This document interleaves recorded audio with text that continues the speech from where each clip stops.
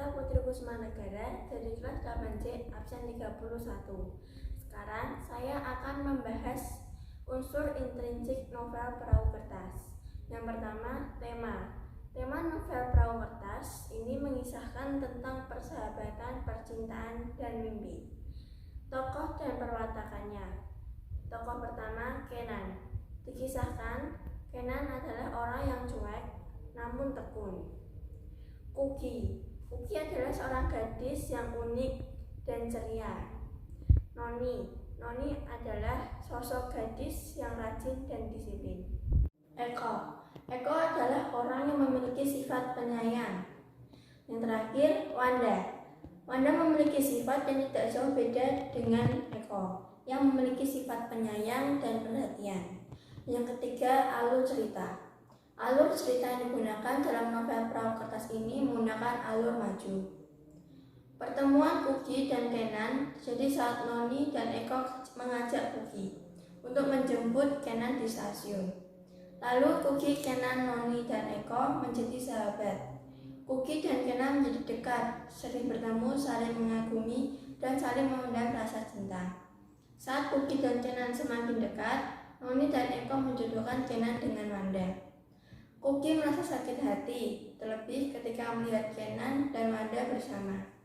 Kuki memilih untuk menjauhi Kenan, Noni, dan Eko, hingga Kuki tidak hadir di pesta ulang tahun Noni yang membuat Noni dan Kuki diam ketika bertemu.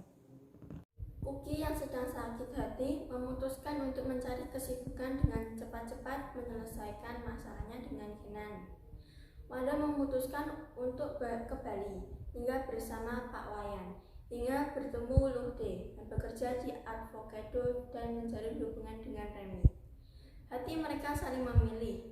Lude memutuskan untuk merelakan Kenan. Remy pun merelakan Kuki. Lalu Kuki dan Kenan secara tak sengaja bertemu kembali dan rasa cinta yang dulu hanya terpendam tumbuh kembali.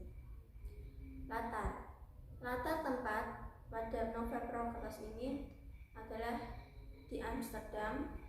Tempat tidur, depan pagar rumah, depan kamar, stasiun, kampus, warung nasi, dan dalam bis menuju Ubud. Latar waktu pada novel Perahu Kertas. Musim panas. Latar suasananya gelisah, antusias, haru, dan panik. Sudut pandang yang digunakan pada novel ini menggunakan sudut pandang orang ketiga. Gaya bahasa pada novel ini mengandung majas personifikasi dan majas simile. Amanat yang terdapat pada novel ini adalah selalu menerapkan sikap sabar dan tabah, karena sahabat dan jodoh tak akan lari kemana setelah kita berusaha. Jadilah orang yang bijak dalam memutuskan atau menentukan pilihan.